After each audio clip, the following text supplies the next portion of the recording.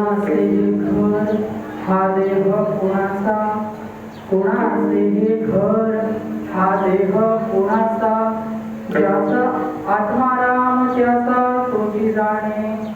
मी तू हा विचार, मी तू हा विचार विवेक शोधावा, मी तू हा विचार विवेक शोधावा. गोविंदा माधवा याच देही, देही ध्याता ध्यान, देही ध्याता ध्यान त्रिपुटी वेगळा, देही ध्याता ध्यान त्रिपुटी वेगळा. सहस्त्रधरी युगवळा सूर्य जैसा, हरिमुखे म्हणा हरिमुखे म्हणा, हरिमुखे म्हणा हरिमुखे म्हणा. पुण्याची गणना कोण करी, ज्ञानदेव म्हणे नयनाची ज्योती, ज्ञानदेव म्हणे नयनाची ज्योती. जाणावे रूपे तुम्ही जाणा, हरिमुखे म्हणा हरिमुखे म्हणा, हरिमुखे म्हणा हरिमुखे म्हणा. पुण्याची गणना कोण करी, विठ्ठल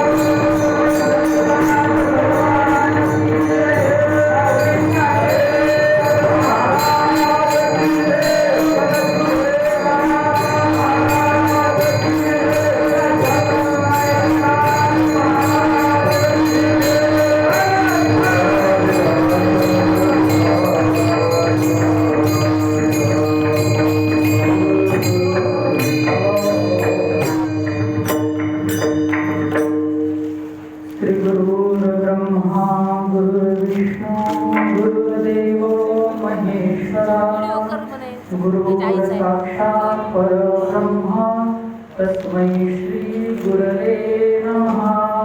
ब्रह्मानन्दं परमसुखदं केवलं ज्ञानमयं द्वन्द्वातीतं गगनसदृशं तत्त्वमस्याधिलक्ष्यम् एकं नित्यं विमलमचलं सर्वधी साक्षिभूतं भावातीतं त्रिगुणरहितं सद्गुरुं तं नमामि. गजाननं भूतगणाधिसेवितं कपीतजम्बोफलचारुभक्षणं उमासुतं शोकविनाशकारकं नमामि विघ्नेश्वरपादपङ्कजं. या कुन्देन्दुतुषारहारधवला या शुभ्रवस्त्रावता या विनावरदण्डमण्डितकरा या श्वेतपद्मासना या ब्रह्माच्युतशङ्कर प्रभृतिदेवे सदा वन्दिता. सा मां पातु सरस्वती भगवती निशेषजाड्यापहा. मनोजवं मारुततुल्यवेगं जितेन्द्रियं बुद्धिमतां वरिष्ठं. वातात्मनं वानरयूथमुख्यं श्रीरामदूतं शरणं प्रपद्ये कैलासराणा शिवचंद्रमौळी फणींद्रमाथा मुकुटीधराळी कारुण्य सिंधू भवदुःखहारी तुझवीन शंभो मज कोण तारी महायोग पीठे तटे भीमरथ्यां वरं पुंडलिकाय दातुं मुनीन्द्रे समागत्य तिष्ठं तमानन्दकन्दं परब्रह्मलिङ्गं भजेत् पाण्डुरङ्गं पाण्डुरङ्गाकरो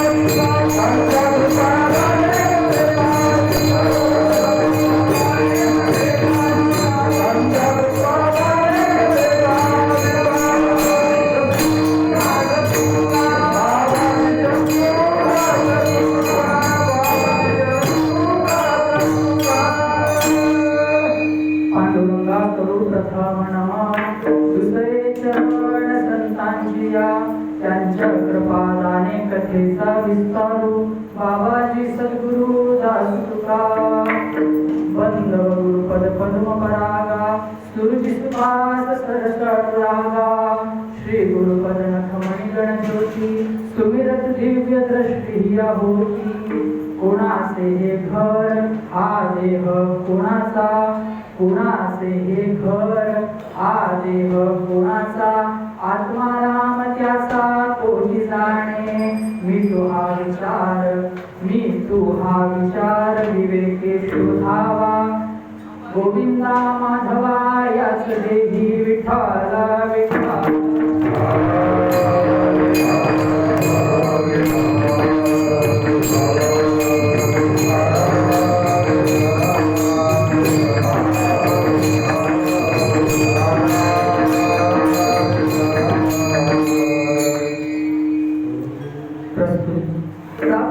सेवेसाठी निवडलेला अभंग अलंकापूर निवासी ज्ञानियांचे राजे योगियांची माऊली आणि तुम्हा आम्हा सर्व वारकऱ्यांचे मायबाप असणारे संत श्रेष्ठ ज्ञानोबारायांचा हरिपाठ या प्रकरणातील 4 चरणांचा अभंग आहे आणि सर्वांच्या पाठांतराचा आहे. विठ्ठल विठ्ठल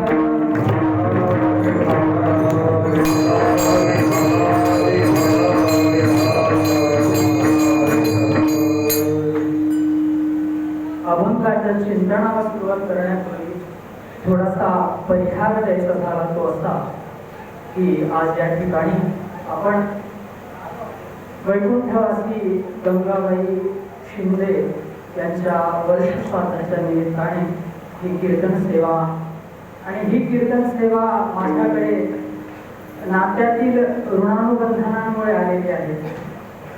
म्हणजे वैकुंठवासी गंगाबाई शिंदे या माझ्या आईच्या माझ्या वडिलांच्या आईच्या होत्या. तर त्या नात्यातील ऋणानुबंधनामुळे ही सेवा माझ्याकडे आलेली आहे. कसं असतं महाराज की या पृथ्वीवर किंवा या मृत्यू लोकामध्ये जन्म घेणे आणि मृत्यूच पावणे ही जी क्रिया आहे ती चालूच असते नाही का महाराज. जर आपण संपूर्ण जगताचा विचार केला तर रोज कित्येक जीवात्मा शरीर रूप धारण करून या पृथ्वी मंडलावर येत असतात आणि तेवढेच किंवा त्यापेक्षा जास्त जीवात्मा आपला सध्याचा देह सोडून परलोकात जात असतात. परंतु इतर दिवसांपेक्षा आणि पर्व काळावर मुहूर्ताच्या दिवशी चांगल्या दिवशी आपल्याला मृत्यू घेणं ही खरी भाग्याची गोष्ट आहे. विठ्ठल विठ्ठल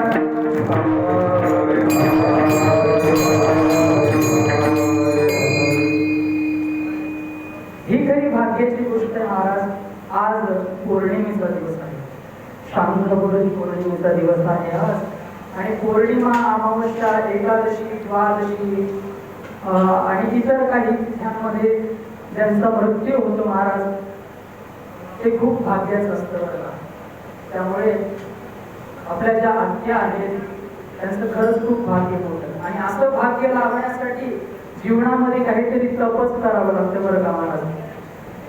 म्हणजे व्यवहार, इमानदारीनं व्यवहार करणं, एक दुसऱ्यांसोबत सलोख्यानं राहणं, नाती जपून ठेवणं, भगवंताची, सद्गुरूंची भक्ती करणं, असे जे निष्काम कर्मयोगी असतात, असे जे भगवंताचे भक्त असतात, त्यांनाच पर्वकाळी मृत्यू येतो. विठ्ठल विठ्ठल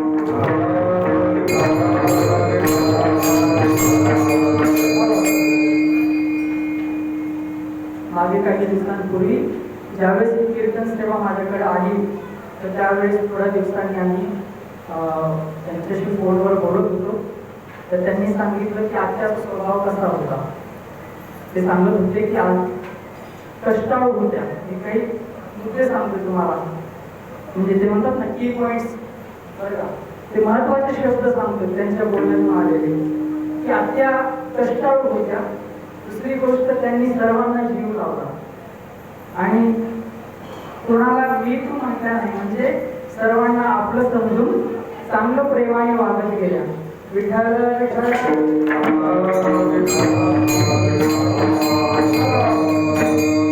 महाराज, हे जे आपण नीतीनं वागणं म्हणतो, हे जे चांगलं वागणं म्हणतो, भगवंताची भक्ती जन्मभर करणं म्हणतो, हे कशासाठी असतं महाराज? शेवटचा दिवस गोड करण्यासाठी. एवढा अट्टहास कशासाठी? शेवटचा दिवस गोड करण्यासाठी.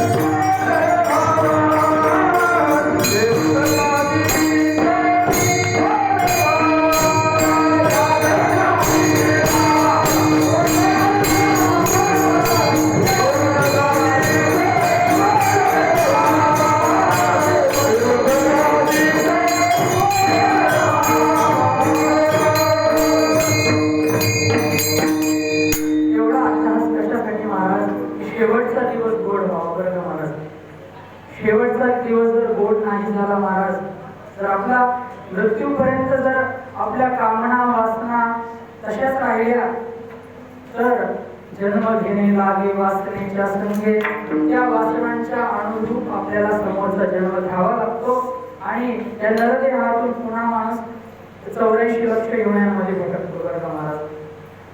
म्हणून आणि हा शेवटचा दिवस प्रत्येकाचा येणार आहे बरं का.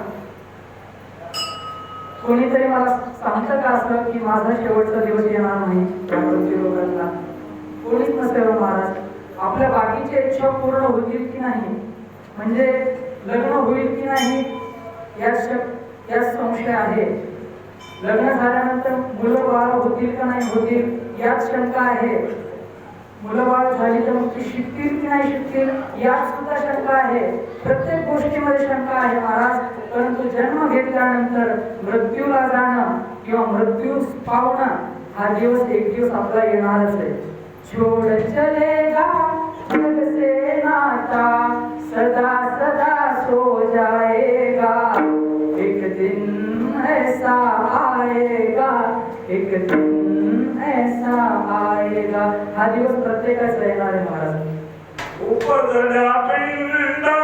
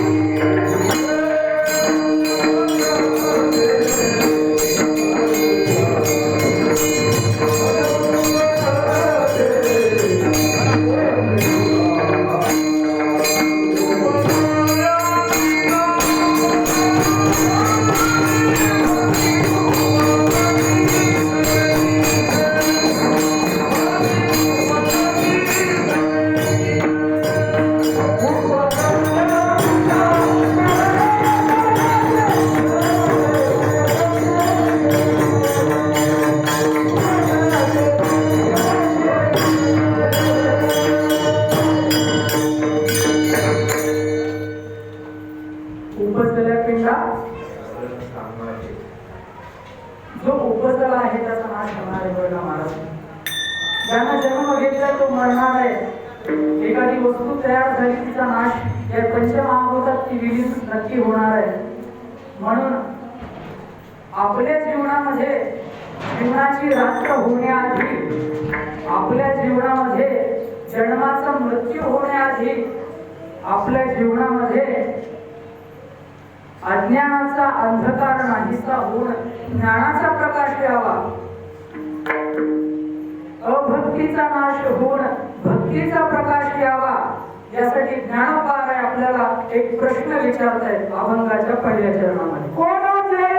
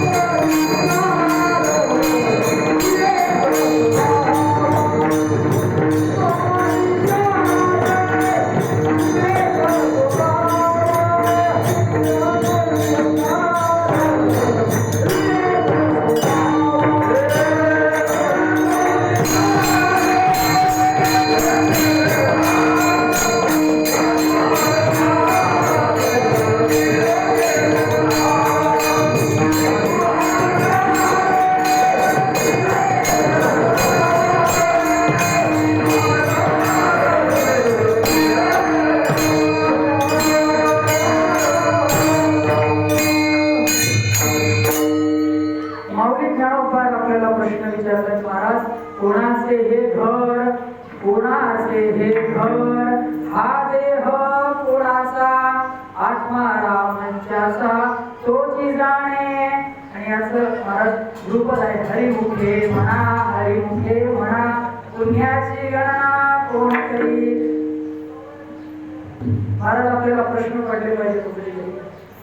आपल्याला संसारामध्ये राहताना बरेच प्रश्न पडतात बरं का. आपल्या या मनाला आपल्या या बुद्धीला संसारामध्ये असताना बरेच प्रश्न पडतात. परंतु परमार्थामध्ये सुद्धा कधीतरी प्रश्न पडले पाहिजे. आणि ते पण प्रश्न कसे पडले पाहिजे महाराज. शंका म्हणून नाही तर आपली कुठेतरी आध्यात्मिक प्रगती व्हावी, आपली कुठेतरी भक्ती वाढावी यासाठी प्रश्न पडले पाहिजे. म्हणून ज्ञानोबाला विचारतात आपल्याला प्रश्न की कोणाचे हे घर हा देह कोणाचा. म्हणून आपल्याला पण प्रश्न पडला पाहिजे मी कोण आहे. बरं का महाराज, मी कोण आहे, मी कुठे आलो आहे, मी इथं कशासाठी आलो आहे, मला कुठं जायचंय. बरं का महाराज, आपल्याला हे प्रश्न पडले पाहिजेत. तेव्हा आपली आध्यात्मिक प्रगती सुरू झाली असं समजावं महाराज. बरं का. आता या प्रश्नाची तुम्ही मला उत्तर द्या. सांगा तुम्ही कोण आहात, सांगा तुम्ही कुठून आलात, सांगा तुम्हाला कुठे जायचंय आणि सांगा तुम्हाला इथं कशासाठी आलात. तर महाराज हे जे घर आहे, हा जो देह आहे हा आपला नाहीये. बरं का महाराज. हा देह जर आपण पाहायला गेलो महाराज, हा पंचमहाभूताचा देह बनलेला आहे. हा देह पंचमहाभूताचा बनलेला आहे. आणि आपण या देहाला माझं शरीर, माझा हात, माझं डोकं, माझे पाय हे माझं म्हणतोय. म्हणजे आपण यापेक्षा वेगळं कोणीतरी हवेत नाही का. जसा आपले पखवाज बालक महाराज म्हणतील की माझा पखवाज नाही का, माझा मृदुंग. टाळकरी म्हणतील माझा टाळ. म्हणजे ते टाळ आहेत का, म्हणजे महाराज पखवाज आहेत का, नाही. म्हणजे महाराज पखवाजापेक्षा वेगळे हवेत त्यासाठी माझं म्हणता येते महाराज. बरोबर आहे. म्हणजे आपण हे देह नाही आहोत महाराज. आणि देह आपला आहे का, नाही. देह कोणाचा पंचमहाभूतांचा बनलेला आहे. आणि या देहामध्ये आपण काहीतरी कारणासाठी आलेलो आहोत. बरं का महाराज. काहीतरी कारण आहे ज्याच्यामुळे आपण जन्म घेतला आहे. आणि मृत्यूरूपी जन्म घेण्यासाठी मी आपल्याला 3 कारण सांगतो. बरं का. पहिलं कारण तुकोबाराय नित्य पाठाच्या पहिल्या अभंगात म्हणतात, जन्माचे ते मूळ पाहिले शोधून दुःखाचे कारण जन्म घेणे, पाप पुण्य करुणी जन्मा येतो प्राणी, नरदेहा येऊनी हानी केली. तुकोबाराय नित्य पाठाच्या पहिल्या अभंगात सांगतात जन्माचे ते मूळ पाहिले शोधून. आणि तुकोबारायने हे मूळ कधी शोधून पाहिलं माहिती का महाराज. वैकुंठवासाला गेल्यानंतर. नित्य पाठाचे जे 12 अभंग आहेत टाळकऱ्यांच्या पाठ असतील आणि ज्यांना माहित नसतील त्यांनी नंतर नव्हती वाचा. नित्य पाठाचे जे 12 अभंग आहेत ते जगद्गुरु तुकोबाराय वैकुंठवासाला गेल्यानंतर तेथून आपल्यासाठी, वारकऱ्यांसाठी, भक्तांसाठी रोज म्हणण्यासाठी हे 12 अभंग पाठवले. कुठून, वैकुंठवासाहून. म्हणजे पूर्ण मृत्यूलोकातला जन्म भोगला महाराजांनी, मृत्यूलोकातला अवतार पूर्ण केला, 5वा वेद असा गाथा निर्माण केला. आणि महाराज सदैव वैकुंठाला गेले. आणि तेथून महाराजांनी आपल्यासाठी हे 12 अभंग पाठवले. त्यात महाराज पहिल्याच अभंगात म्हणतात की या जन्माला येण्याचं मूळ कारण काय, तर दुःख भोगण्यासाठी आपण जन्माला आलो. बरं का महाराज. हे आपल्या सर्वांचा अनुभव आहे. कोणाचा संसार सुखाचा आहे महाराज. आता माझे जेवढे कीर्तन झाले ना आतापर्यंत हे प्रत्येक कीर्तन मी सगळ्यांना करते. कोणाचा संसार सुखाचा आहे महाराज. याचं कारण असं आहे की सर्वजण दुःखात आहेत. याचं कारण असं आहे की आपल्याला सुख हवं आहे पण मिळत नाही. बरं का महाराज. सांगा कोणाचा संसार सुखाचा आहे. तर महाराज संसार हा दुःख मूळ असल्या कारणाने संसार दुःख मूळ चहूकडे इंग. संसार दुःख मूळ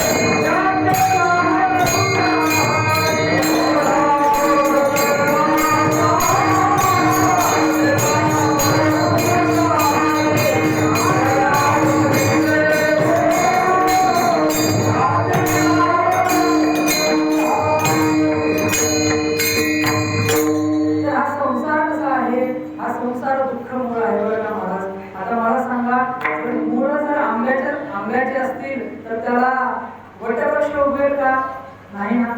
मूळ जर कडुलिंबाची असतील तर त्याला आंब्याची झाडं, आंब्याची पानं किंवा आंब्याची फळं उगवतील का? नाही ना महाराज. ज्याचं मूळ आहे तेच उगवेल. बरोबर. संसाराचं दुःख मूळ असेल तर त्याच्यामध्ये आपल्याला सुख मिळेल का? बरोबर आहे ना. आपल्याला संसार सुखाचा असल्यासारखा दिसतो, संसारामध्ये आपल्याला सुख दिसतं, पण ते सुख नसून त्याच्या खाली काय असतं महाराज? दुःखच असतं बरं का. म्हणजे संसाराचं सुख दिसणारं सुख कसं आहे? दुःखाचा अंगरखा घातलेलं सुख आहे. बरं, दुःखाचा अंगरखा घातलेलं सुख आहे. म्हणजे सुख आहे पण त्याला अंगरखा कशाचा, शर्ट कशाचं घातलंय? त्याच्यावर सुख सुख सुख सुख असं लिहिलं आहे बरं का. आणि असं त्यांनी अंगरखा घातलेला आहे. आणि अशा जर सुखाच्या मागे आपण लागलो महाराज, सुखाचे पण दोन प्रकार असतात बरं का महाराज. एक असतं इंद्रियजन्य सुख, बरं. एक असतं, सर्वांनी सांगा मला, एक असतं इंद्रियजन्य सुख, बरं. दुसरं असतं आध्यात्मिक सुख. या इंद्रियांकडून जे आपण सुख मिळवण्याचा प्रयत्न करतो ते झालं इंद्रियजन्य सुख.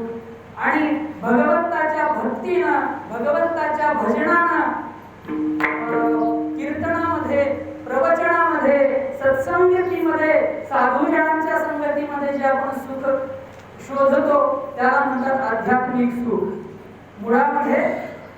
मुळामध्ये संसारातलं हे जे इंद्रियजन्य सुख आहे त्याचं कारण दुःख आहे. ते गेल्यानंतर दुःख येणारच आहे. परंतु आध्यात्मिक सुखामध्ये, कीर्तनामध्ये थोडा वेळ वाटेल की आपल्याला गरमी होईल. वारीचं उदाहरण घ्या. बरोबर. वारीमध्ये थोडा वेळ वाटेल की अरे पाऊस पडायला आहे, आपल्याकडे छत्री नाहीये, अरे वारं यायले, जोराचं वावटळ यायले. परंतु जरी दुःख वरून दिसत असेल तरीही ते काय होणार आहे? आपलं तप होणार आहे बरं का. आपण इथे कीर्तन श्रवण करण्यासाठी आलात. आमचे सद्गुरुदेव असं म्हणतात की आपण जर एक एक पाऊल सत्संगतीसाठी चालत गेलो ना महाराज, भजनासाठी म्हणा, सत्संगासाठी म्हणा, कीर्तन ऐकण्यासाठी, प्रवचन ऐकण्यासाठी, तर एक एक यज्ञ करण्याचं पुण्य होत असतं. राम म्हणे वाट चाली, यज्ञ पावला पावली तुकोबा सांगतात. विठ्ठला विठ्ठला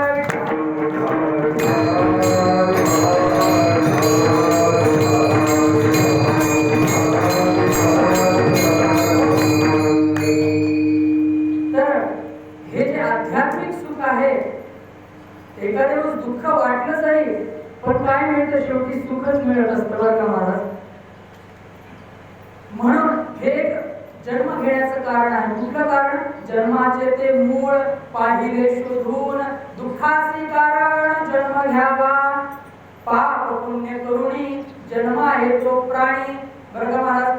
हा जो प्राणी आहे, हा जो मनुष्य आहे, हा जो जीव आहे, तो पाप आणि पुण्य दोन्ही करून जन्माला येत असतो. म्हणजे जे आपण कर्म करतो ते आपल्या खात्यामध्ये जमा राहत असतं बरं का महाराज. जे आपण सध्या कर्म करत आहोत त्याला म्हणतात क्रियमान. बरं. जे आपण सध्या कर्म करतोय त्याला म्हणतात क्रियमान. जे कर्म आपलं साचून राहिले त्याला म्हणतात संचित. आणि जे संचित असणार कर्म ज्यावेळेस आपण भोगतो त्याला म्हणतात प्रारब्ध. विठ्ठला विठ्ठला.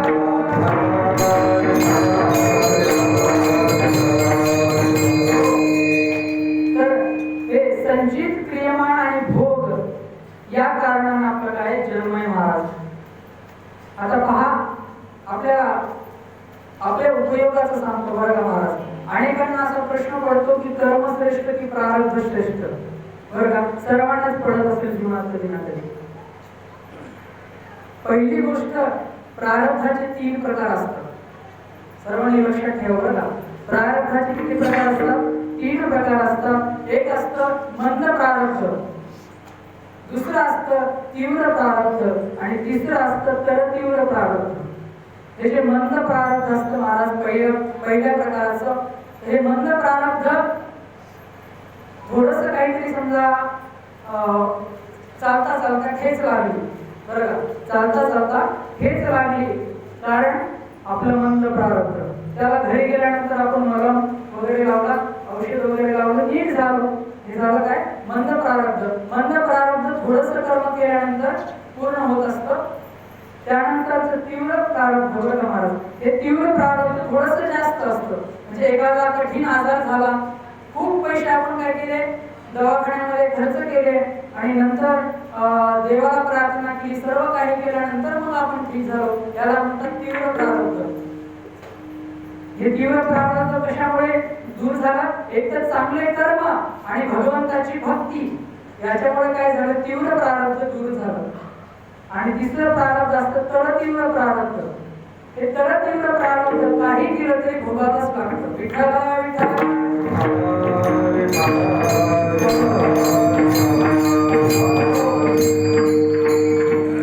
मग याचा अर्थ असाही नाही की तळतीव्र प्रारब्ध आपण भोगतोय म्हणून कर्मही सोडून द्यायचं, भक्तीही सोडून द्यायचं, याचा अर्थ असाही नाही. जसं पहिल्यांदा सांगितलं, जे कर्म आपण करतो तेच संचित राहतं आणि त्याचंच प्रारब्ध बनतं बरं का महाराज. लक्षात आलं ना तुमच्या? म्हणजे तुम्ही काय केलं, बँकेत जाऊन 500 रुपये भरले, बँकेच्या खात्यामध्ये 500 रुपये भरले आणि आधीचे 200 रुपये होते आणि आताचे 500 रुपये अकाउंटमध्ये आपल्या 700 रुपये जमा झाले. मग तुम्ही दुसऱ्या दिवशी जाऊन बँकेमध्ये असं म्हणू शकता का, आता मला 1000 रुपये अकाउंट मधून काढायचे? म्हणू शकता का? नाही. कशामुळे? तुमच्या अकाउंटमध्ये 700 रुपये ते 1000 रुपये कसे काढणार तुम्ही? असं हे महाराज, तुमचं कर्मच प्रारब्ध बनत असतं बरं का. म्हणजे आता जे आपण भोगतोय ते आपलं पाठीमागचं प्रारब्ध आहे, परंतु आता जे आपण कर्म करत आहोत ते आपल्याला भविष्यामध्ये प्रारब्ध रूपाने आपल्यासाठी येणार आहे. विठ्ठला विठ्ठला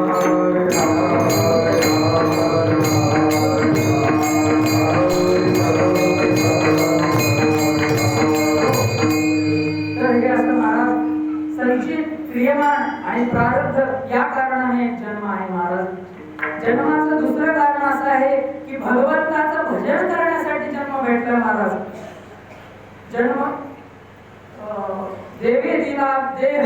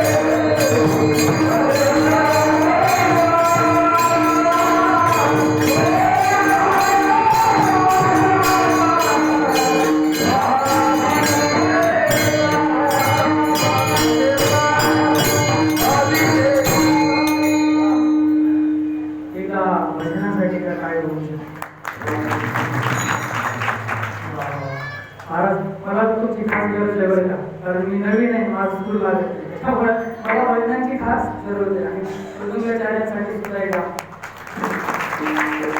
विठ्ठला विठ्ठला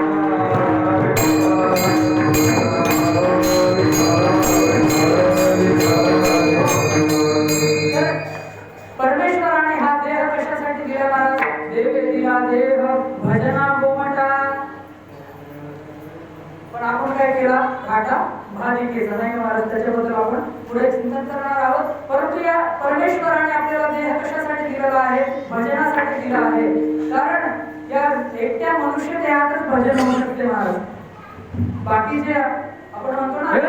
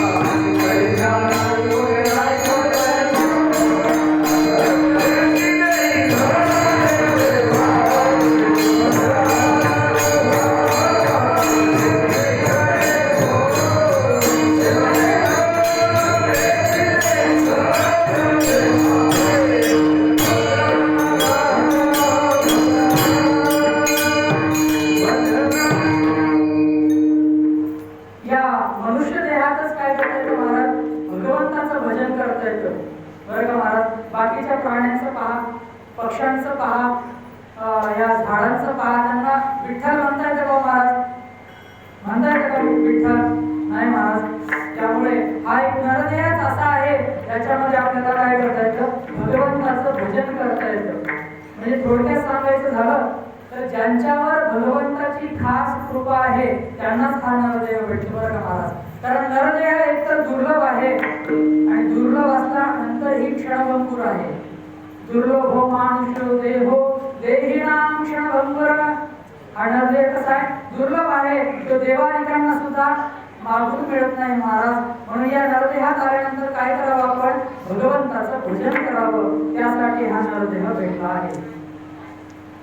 आणि तिसरं कारण मी आपल्याला असं सांगतो की साधू संतांनी जो मार्ग दाखवला आहे त्या मार्गाचं, ग्रंथांनी जो मार्ग दाखवला आहे, शास्त्राने जो मार्ग दाखवला आहे, त्या मार्गाचं पालन करण्यासाठी या देहामध्ये आपण आलेलो आहोत. आणि या मनुष्य देहामध्ये विशेष करून आपण आलेलो आहोत. आपण खरं तर कोण आहोत महाराज? आम्ही वैकुंठवासी आलो याची कारणासी. कुठल्या कारणासी? बोलिले जे ऋषी साच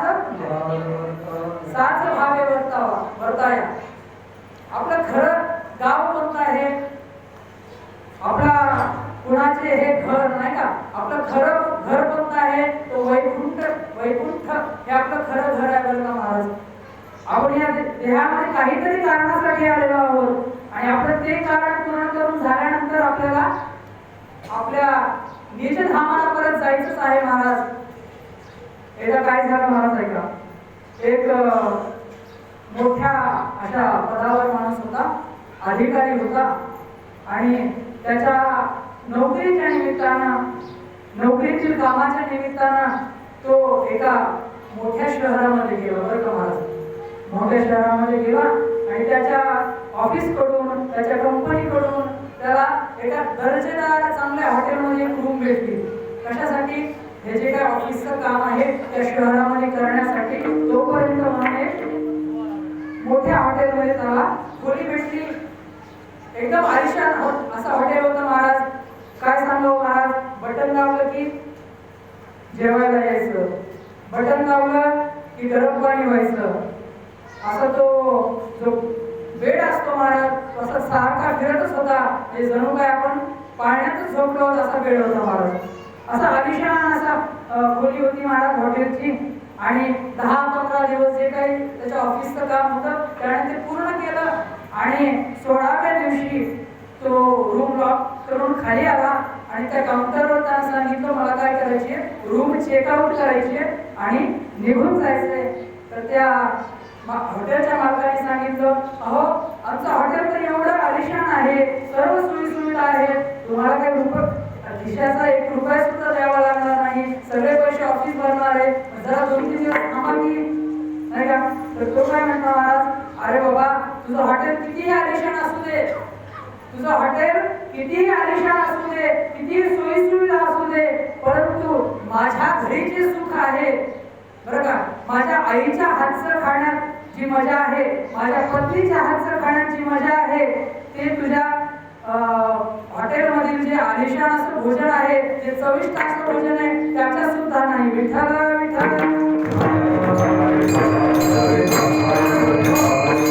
असे महाराज. हे जे घर आहे यामध्ये जे आपल्याला खूप मौज मजा वाटते नाही का, विषय विचाराची वाचण्याची जी गंमत वाटायला लागते महाराज, ती गंमत सोडून आपल्याला कधीतरी जायचंच आहे आपलं काम झाल्यानंतर बरं का. मग असं आपलं काम झाल्यानंतर जर आपल्याला जायचंच असेल तर मग या घराशी आसक्ती बांधून चालेल का महाराज. त्याने जर त्या हॉटेलशी आसक्ती बांधून राहिला असता महाराज तर जाताना त्याला त्रास झाला असता का नाही, झाला असता ना.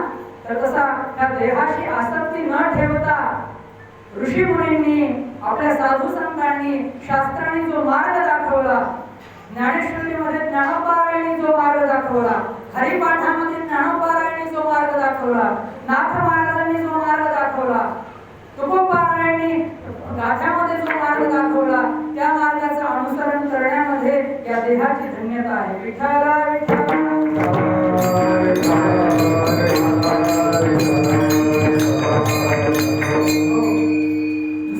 दृष्टांत देतो महाराज की हे जे हा जो देह आहे, नरदेह आहे, हा नरदेह म्हणजे आपल्या घरी म्हणजे निजधामाला वैकुंठाला पोहोचण्याची गाडी आहे बरं का महाराज. या गाडीमध्ये आत्मा बसला, जीवात्मा बसला की आपल्या घरी म्हणजे वैकुंठाला जाऊ शकतो, म्हणजे मुक्त होऊ शकतो, मोक्षासाठी प्राप्त होऊ शकतो. हा जो नरदेह ती गाडी आहे महाराज, या गाडीचा चालक जीवात्मा आहे बरं का. हा जीवात्मा जो आत्मा आहे या गाडीचा चालक आहे बरं. जे स्टेरिंग आहे, दिशा दर्शवणार आहे ते म्हणजे आपले संत आहे, किंवा ज्याला आपण कंडक्टर म्हणतो नाही का, वाहक. तो वाहक कोण आहेत, संत आहेत. या गाडीचं इंजिन म्हणजे आपली बुद्धी आहे आणि या गाडीचा ब्रेक म्हणजे आपलं मन आहे. आणि अशी ही मन आणि बुद्धीच्या अधीन होऊन या गाडीच्या म्हणजे इंद्रियांच्या अधीन होऊन जर तो चालक बसला महाराज तर नक्कीच आपल्याला काय होणार आहे, अपघात होणार आहे, नक्कीच मग आपली दुर्गती होणार आहे. परंतु जसं वाहकानं सांगितलं, जसं संतांनी सांगितलं, जसं सद्गुरूंनी सांगितलं तसं जर आपण वागलो तर नक्कीच ही गाडी कुठे जाणार आहे, निजधामाला जाणार आहे, वैकुंठाला जाणार आहे. विठ्ठला विठ्ठला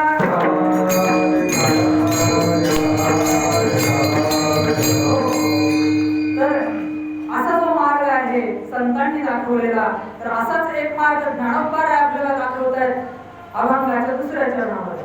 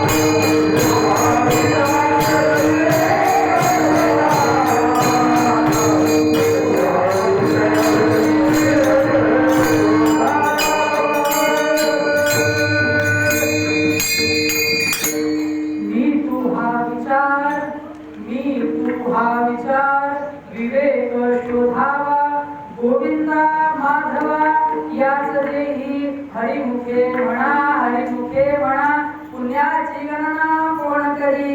महाराज काय म्हणतात मी तू हा विचार विवेके शोधावा. या नरदेहा वाढल्यानंतर काय करावं मी तू हा विचार माणसाच्या जीवनामध्ये विवेक असला पाहिजे असं सांगतात महाराज. बरं ना महाराज आपण या जन्माला आल्यानंतर जी आपली नाती जोडली जातात ना महाराज या नात्यांचे सुद्धा 3 प्रकार असतात. आता नुसते तुम्हाला प्रकारच ऐकायला भेटणार बरं का महाराज. विठ्ठल तर या नात्यांचे सुद्धा 3 प्रकार असतात महाराज. एक नातं असं असतं एका प्रकारचं नातं असं असतं की आपण जन्माला आल्यानंतर आपली ती नाती जुळली जातात. म्हणजे आई वडिलांशी नातं असेल आपल्या मोठ्या भावाशी बहिणीशी नातं असेल किंवा इतर काही नाते जी आपली जन्माला आल्यानंतर लगेच जोडली जातात ती एक नाती असतात. दुसऱ्या प्रकारची नाती अशी असतात की जन्मामध्ये जगत असताना आपली ती नाती जोडली जातात. उदाहरणार्थ पत्नी आणि पत्नीकडचे इतर सर्व नाही का ही काय नाती असतात महाराज किंवा मित्र वगैरे ही जी नाती कशी असतात जगत असताना आपली जोडली जातात.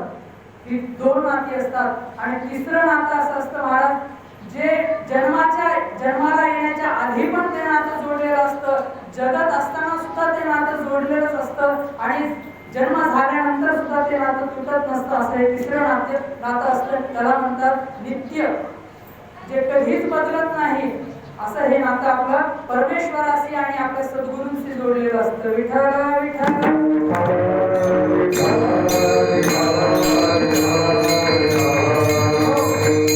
तर महाराज ही जी जन्म घेतल्या जी नाती जोडली जातात जगत असताना जी नाती जोडली जातात महाराज ही नाती कधी ना कधी संपुष्टात येणार आहेत. कधी ना कधी याचा वियोग होणार आहे. आपला मित्र आपला नेहमीच मित्र राहील असं नसतं महाराज. बरोबर आहे. आपला मित्र किंवा आपला एखादा आवडणारी व्यक्ती जी असते ती नेहमीच आपली आवडती व्यक्ती राहील असं नसतं. किंवा इतर नाते ही मृत्यूच्या वेळी मात्र काय होतात महाराज संपुष्टात येतात. ही कशी आहेत अनित्य अशी नाती आहेत महाराज. काहीतरी कारणासाठी जोडलेली नाती आहेत. परंतु शरीर संबंधाची नाते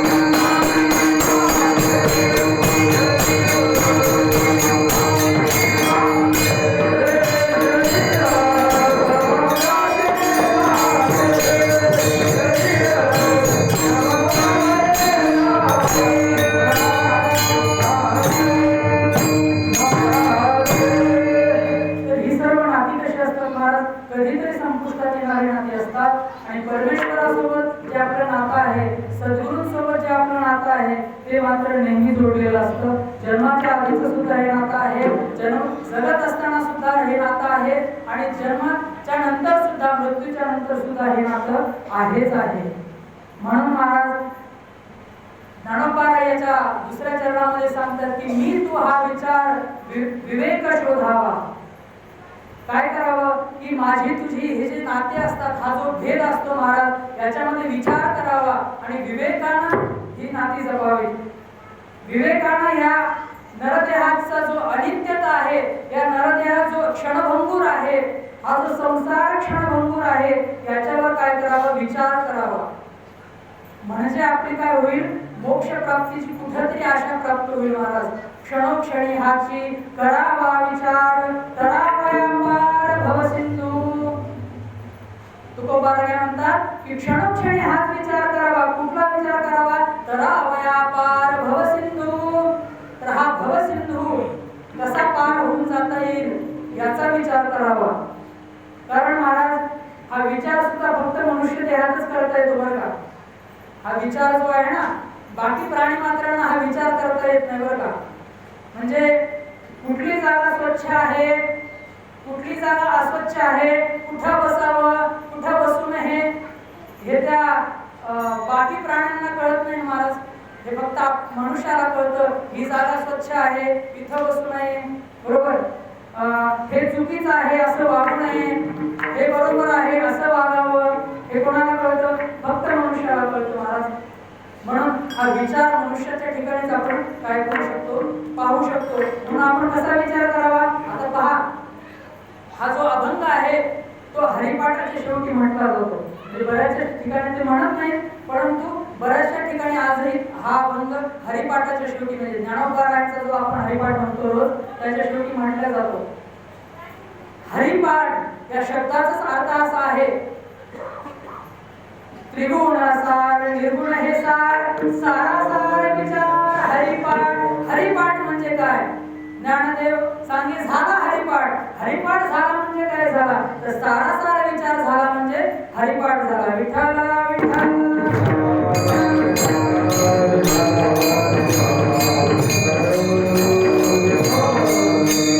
हा सारा सारा विचार करणे म्हणजे हरिपाठ करणे महाराज. आणि हा फक्त हरिपाठ मनुष्य देहामध्येच येऊन मिळत असतो.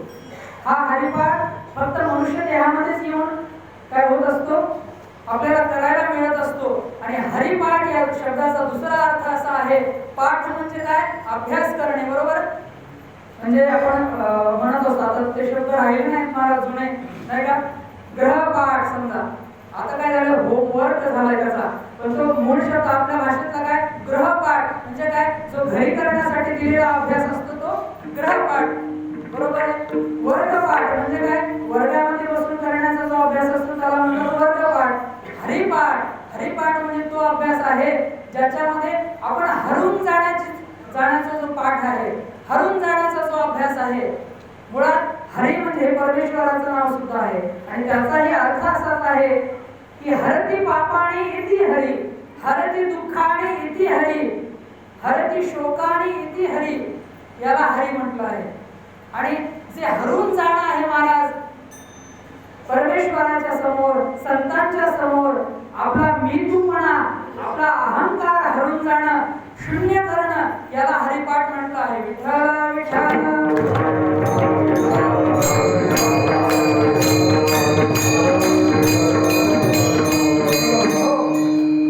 तर असा हा हरिपाठ आहे. आणि हा अभंगच हरिपाठाचा असल्यामुळे माऊली ज्ञानोबाराय या अभंगामध्ये आपल्याला हरिपाठच सांगतील आपल्याला नवल नाही, बरं का महाराज. माऊली ज्ञानोबाराय म्हणून सांगतात, मी तू हा विचार विवेक शोधावा. काय करावं? हा जो मीतूपणा आहे, हा जो अहंकार आहे, हा जो भेद आहे, याला कसं करावं? की विचाराने शोधावं, विवेकाने शोधावं. कारण माणसाच्या जीवनात विवेक असला म्हणजे माणूस खरा धनवंत आहे. माणसाच्या जीवनामध्ये भगवंताची भक्ती असणं म्हणजे माणूस खरा धनवंत आहे. कबीरा इह जग सब निर्धना, कबीरा इह जग निर्धना, धनवंता नहीं कोई, धनवंता ते हो जानिए, जाको राम नाम धन होई. विठ्ठल विठ्ठल.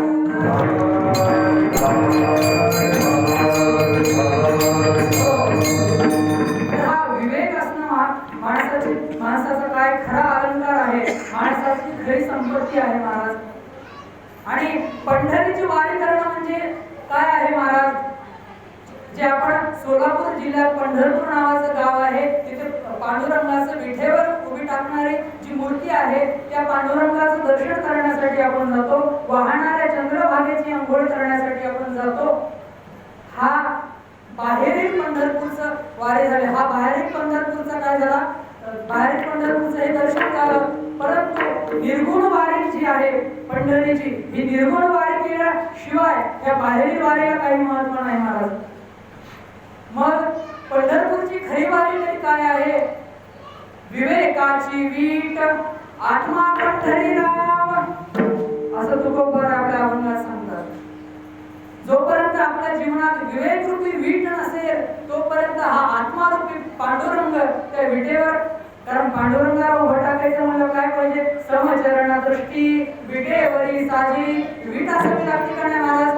त्याच्यामुळे ही विवेकाची वीट आपल्या जीवनामध्ये हवी. त्यानंतर आपल्याला काय होतं की भगवंताचं दर्शन होऊ शकतं. म्हणून महाराज म्हणतात की गोविंदा माधवा याच देहाला आल्यानंतर आपण ही विवेकाची वीट वापरून या गोविंदाला माधवाला या पांडुरंगाला विटेवर उभे असणाऱ्या विठ्ठलाचं आपण काय करू शकतो, दर्शन करू शकतो. कारण देही ही पंढरी प्रेम पुंडलीक स्वभाव सन्मुख चंद्रभागा. बरं का महाराज, हा देहच पंढरी आहे. ज्यानं भक्ती केली का नाही महाराज, ज्यानं आत्मबलाच्या प्राप्तीसाठी सद्गुरूंचं ज्ञान पचवलं, संतांचं ज्ञान पचवलं महाराज, त्याच्यासाठी हा देहच पंढरपूर आहे. त्याच्यासाठी पांडुरंगावरचं प्रेम, भगवंतावरचं प्रेम, सद्गुरूंवरचं प्रेम हाच पुंडलिक आहे. आणि त्याचा स्वभाव हाच वाहणाऱ्या नितळ अशा चंद्रभागेसारखा आहे. बरं का महाराज. आणि महाराज त्याच अभंगामध्ये पुढे सांगतात की रुक्माई म्हणजे कोण, राई म्हणजे कोण. तर महाराज म्हणतात की श्रद्धा असणं हीच रुक्माई आहे. आपली पांडुरंगावर जेवढी प्रगाढ श्रद्धा असेल तेवढीच रुक्मिणी आपल्या जीवनामध्ये असेल, जेवढी भक्ती आपली चांगली असेल तेवढीच राई आपल्या जीवनामध्ये असेल, आणि जेवढी बुद्धी आपल्या जीवनामध्ये असेल तेवढा तो गरुड आपल्या समोर काय होईल, बुद्धिरूपी गरुड आपल्या जीवनामध्ये असल्यानंतर पांडुरंग त्याच्यावर स्वार होईल. म्हणून मगाशी सांगितलं होतं की ह्याच्या गाडीचं इंजिन आहे ते कोण आहे, बुद्धी या गाडीचं इंजिन आहे. आणि वैराग्य हे हनुमंताचं रूप आहे. आपल्या जीवनात वैराग्य असणं हे हनुमंताचं रूप आहे. आणि असं वैराग्य आपल्या जीवनात असावं, असा विवेक आपल्या जीवनामध्ये असावा. म्हणून महाराज तिसऱ्या चरणामध्ये म्हणतात देहि ध्याता ध्यानाति कोटी वेग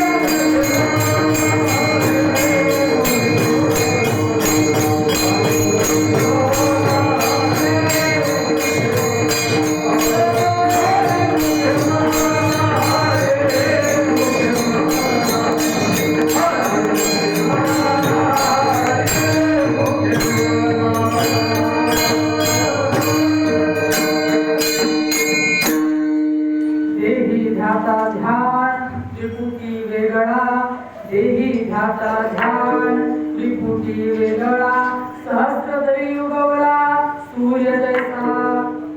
महाराज म्हणतात म्हणून या देहामध्ये त्रिपुटी वेगळं ध्यान केलं पाहिजे. आणि असं जर ध्यान केलं तर काय होतं की जसा एकदा का सूर्य उगवला की सहस्त्र लाख अशा किती पटीनं जरी घरं असतील, दळ असतील, किती पटीनं जरी झाडं असतील तरी ती एकाच वेळी ज्याप्रमाणे प्रकाशमान होतात त्याप्रमाणे आपल्या जीवनामध्ये ज्ञानाचा सूर्य उगवेल, आपल्या जीवनामध्ये ज्ञानाचा प्रकाश पडेल.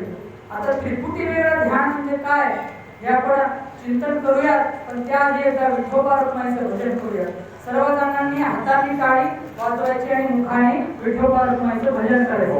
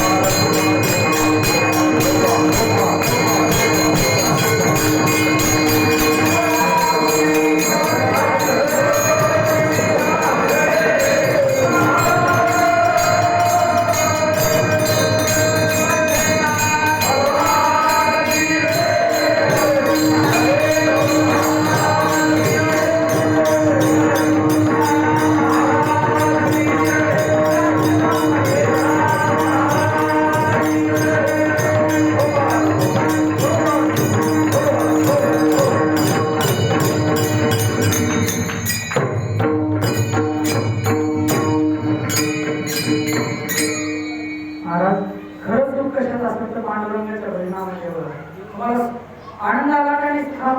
भजनामध्ये आनंद आला का नाही? आला ना, सर्वांना आला ना? असं रोज भजन करत जावा, बरं का? आणि यालाच म्हणतात त्रिपुटी वेगळं भजन, बरं का? म्हणजे त्रिपुटी म्हणजे काय? मी, माझं, मला याच्यातनं अडकता केलेलं भजन म्हणजे त्रिपुटी वेगळं भजन. याच्यातनं अडकता केलेलं ध्यान म्हणजे त्रिपुटी वेगळं ध्यान, बरं का महाराज? त्रिपुटी या शब्दाचा सरळ साधा अर्थ असा आहे की तीनचा समूह, तीन गोष्टींचा समूह म्हणजे ती झाली त्रिपुटी, बरं का महाराज? भोग्य, भोगता, भोग्य आणि त्या भोग्यामधून भेटलेलं सुख ही झाली त्रिपुटी, बरं का? मी, माझं आणि मला ही झाली त्रिपुटी. आणि खरं दुःख यातच आहे महाराज.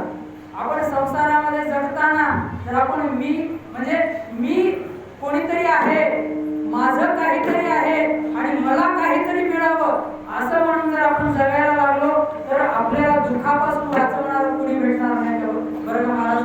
म्हणून याच्यातून वर येऊन इंद्रिय, मन आणि बुद्धी याच्यापेक्षा वेगळा असणारा जो परमात्मा आहे, याच्यापेक्षा वेगळा असणारा जो परब्रह्म परमात्मा आहे त्याचं ध्यान केलं म्हणजे काय झालं? ते त्रिपुटी वेगळं ध्यान झालं, बरं का महाराज? कारण आपण पहा, हा जो संसार आहे आपल्याला, आता संसार म्हणजे फक्त कुटुंब, मुलं बाळ हाच संसार नाही, बरं का महाराज? कारण फक्त हाच जर संसार असता तर ज्ञानोपारायणा म्हणण्याचं कारण नव्हतं उगाची संसार सुखाचा करेल, बरं का? कारण ज्ञानोपारायणा आपल्यासारखा संसार होता का महाराज? नाही. तर या मृत्यूलोकात जन्म घेणे, मृत्यूलोकामध्ये जगण्यासाठी जे काही आपण करायला लागतं त्यालाच संसार म्हणजे म्हटलं जातं, बरं का महाराज? आणि हा संसार कसा आहे? त्रिगुणात्मक संसार आहे. म्हणजे तमोगुण, रजोगुण आणि सत्वगुण असा हा त्रिगुणात्मक संसार आहे, बरं का? महादेवाच्या हातात त्रिशूळ असतं, बघा महाराज. सर्वांनी पाहिलं ना, महादेवाच्या हातात काय असतं? त्रिशूळ असतं. त्या त्रिशूळातून महादेव आपल्याला असा संदेश देतात की हा जो त्रिगुणात्मक संसार आहे त्याच्यात अडकून न राहता हा त्रिगुणात्मक संसार आपल्या हातामध्ये ठेवावा, म्हणजे आपल्या आधिपत्यामध्ये ठेवावा, आपल्या कंट्रोलमध्ये ठेवावा. आणि भगवंताचं काय करावं, भजन करावं. तसं महादेव जसं डमरू वाजून भजन करतात तसं नाही का महाराज, प्रसन्न चित्ताने पांडुरंगाचं भजन करावं बरं का. म्हणून महाराज काय म्हणतात की देही ध्याता ध्यान त्रिपुटी वेगळा आणि सहस्त्र दळी उगवला सूर्य जैसा. हेच खरं सुख आहे महाराज. आणि हे खरं सुख ज्याला कळलं ना महाराज की तो आत्मपदाला प्राप्त होतो. एक दृष्टांत आहे बरं का, एक कथा आहे की जनक राजा जो होता, आता पहा हे सत्संगामधलं, प्रवचनामधलं, कीर्तनातलं जे ऐकणं, हे ब्रह्मरसाचं पान करणं, हे किती महत्वाचं असतं, याला किती मौल्यवान आहे, याला किती महत्व आपल्या पूर्वजांनी दिलेलं आहे हे लक्षात घ्या. जनक राजा याज्ञवल्क्यजींकडे गेला. याज्ञवल्क्यजींचं दर्शन घेण्यासाठी याज्ञवल्क्यजींचं जनक राजाने दर्शन घेतलं, थोडासा सत्संग ऐकला आणि जनक राजाने सांगितलं की मी तुम्हाला काय करतो, माझं मन खूप प्रसन्न झालंय, तुम्हाला मी 10,000 गायी भेट करतो. तर याज्ञवल्क्यजींनी असं सांगितलं की मला त्याच्यात रस नाही, तू सत्संग ऐक, तू प्रवचन ऐक, कीर्तन ऐक आणि पुढं बोल. थोडा वेळ असाच याज्ञवल्क्यजींचा सत्संग सुरू राहिला महाराज. थोड्या वेळानं जनक राजा पुन्हा बोलला की गुरुजी मी तुम्हाला काय करतो, 20,000 गायी दक्षिणामध्ये देऊन टाकतो. याज्ञवल्क्यजी म्हणले मी जे तुला देऊ करतोय त्याच्या पुढे हे पण काहीच नाही, त्यामुळे तू अजून ऐक. असं म्हणत म्हणत महाराज 30,000, 40,000, 1,00,000, 1,00,00,000 गायी देण्याचा त्या जनक राजांनी सांगितलं. परंतु याज्ञवल्क्यजी तिथे पण थांबले नाही. याज्ञवल्क्यजी आपला सत्संग सुरू ठेवला याज्ञवल्क्यजींनी. आणि शेवटी असं झालं महाराज, जनक राजाला याज्ञवल्क्यजींचा सत्संग ऐकत ऐकतच आत्मपदाची प्राप्ती झाली, साक्षात्कार झाला. आणि त्यानंतर याज्ञवल्क्यजी म्हणाले आता काढ, आता माझं दान दे, आता मला दान दे. त्यावेळेस जनकानं असं सांगितलं की तुम्ही जे मला देऊ केले, तुम्ही जे मला खरं सुख देऊ केले, त्याच्या पुढे आता देण्यासारखं माझ्याकडे काहीच राहिलं नाही. त्याच्यामुळे मी माझं राज्य आणि सर्व काही आता तुमचंच आहे. विठ्ठला विठ्ठला.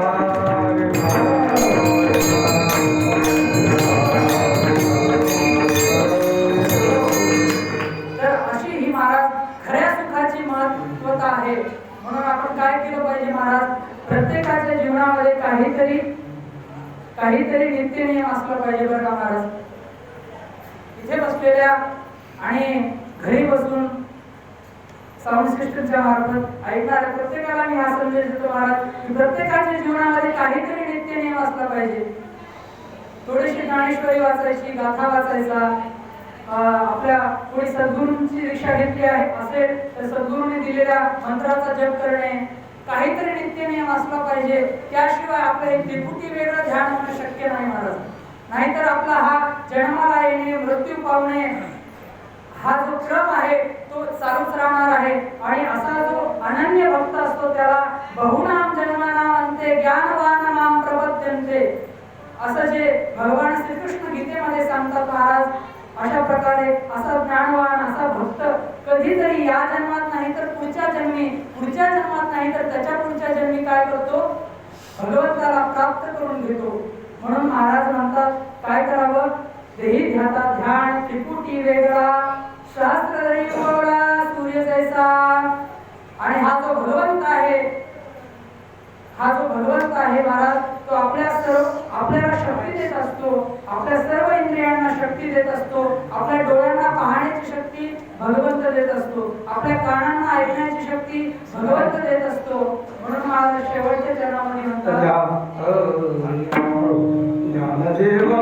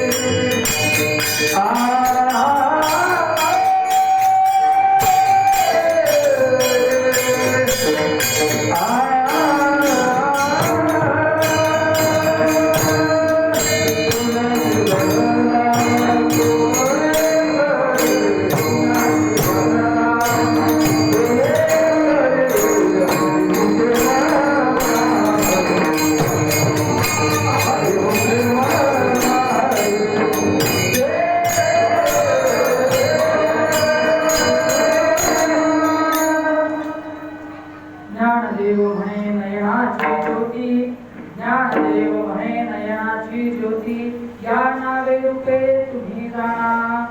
ज्ञानेश्वर महाराज म्हणले की हा जो भगवंत आहे, हा जो पांडुरंग परमात्मा आहे, हा कोण आहे? तर हा नयनाची ज्योती जो आहे तो हा परमात्मा आहे.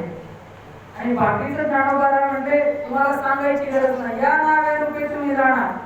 कारण आपल्याकडे म्हटलं होतं बघा की शहाण्याला इशारा, समजदार को इशारा काफी आहे.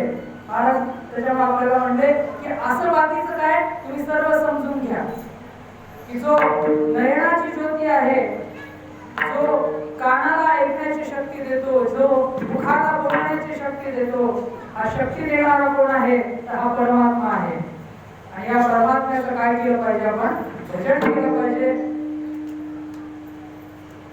आणि महाराज कसं आहे माहिती का, या नरदेहाला येऊन जर आपण भजन नाही केलं तर नाथ महाराज आपल्या हरिपाठात म्हणतात की असं जे मुख आहे जे भगवंताचं भजन करत नाही,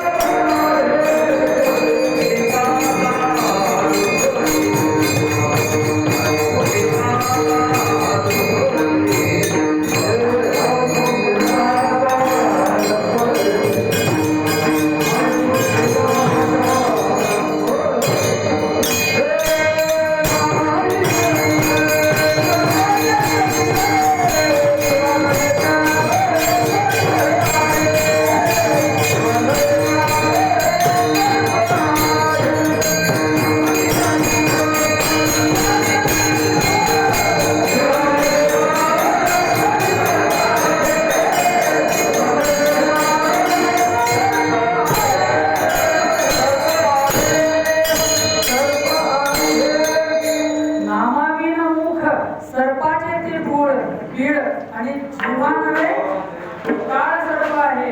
महाराज म्हणतात ज्याच्या मुखानं नामस्मरण होत नाही, ज्या मुखानं भगवंताचं नामचिंतन होत नाही, ते कसं आहे? सर्पाचं बीड आहे.